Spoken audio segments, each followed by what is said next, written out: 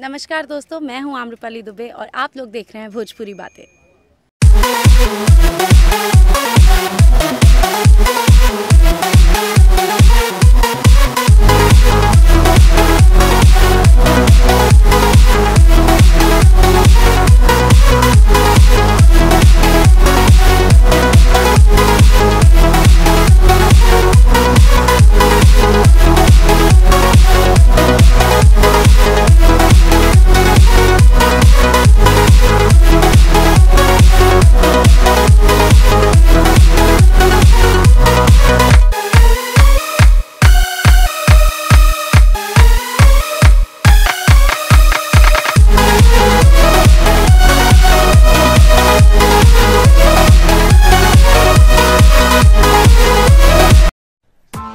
Press the bell icon on the YouTube app and never miss another update.